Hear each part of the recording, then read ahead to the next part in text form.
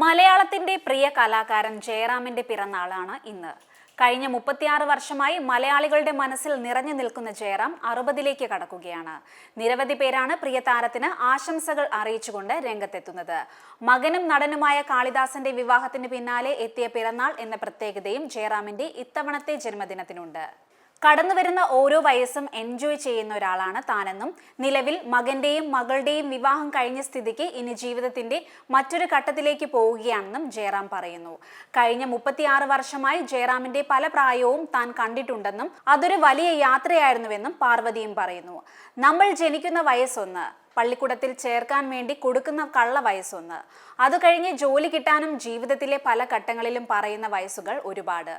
വേറൊരാൾ നമ്മുടെ മുഖത്ത് നോക്കി പറയുന്ന ഒരു വയസ്സുണ്ട്. അതിനേക്കാൾ ഏറ്റവും വലുത് നമ്മുടെ മനസ്സ് പറയുന്ന വയസ്സാണ്. അങ്ങനെ നോക്കുകയാണെങ്കിൽ എനിക്ക് വയസ്സ് വളരെ പുറകിലേക്കാണ്.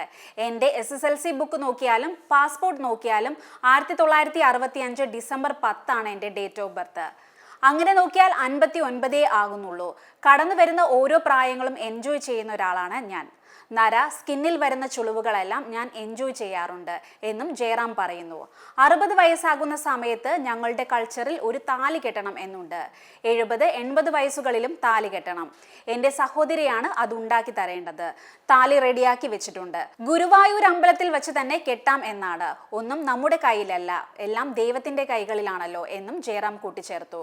ജയറാമിനെ ഞാൻ കാണുമ്പോഴൊക്കെ പലപ്പോഴും പല വയസ്സാണ്. ഞങ്ങളെല്ലാം ഒന്നിച്ചിരിക്കുമ്പോൾ ജയറാമിന് 25 വയസ്സാണ്. പൂരപ്പറമ്പിൽ പോകുമ്പോഴും ചെണ്ടമേളം കേൾക്കുമ്പോഴും 18ഉം 20ഉം വയസ്സുള്ള ഒരു കുട്ടിയാണ്. പക്ഷേ നമ്മളൊരു ട്രിപ്പ് പോയി ഒരു അമ്യൂസ്മെന്റ് പാർക്കിൽ കയറിയാൽ 70 വയസ്സുള്ളൊരു അപ്പൂപ്പനാകും. അതുപോലെ പല പ്രായത്തിലാണ് ഞാൻ കണ്ടിരിക്കുന്നത്.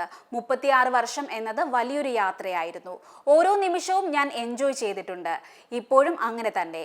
ദൈവം അനുഗ്രഹിച്ച് ഞങ്ങൾക്ക് ഇങ്ങനെ തന്നെ 100 വയസ്സ് വരെ പോകാൻ പറ്റട്ടെ എന്നുള്ളൊരു പ്രാർത്ഥനയാണ് എന്നായിരുന്നു പാർവതി ജയറാമിനെ കുറിച്ച് പറഞ്ഞത്.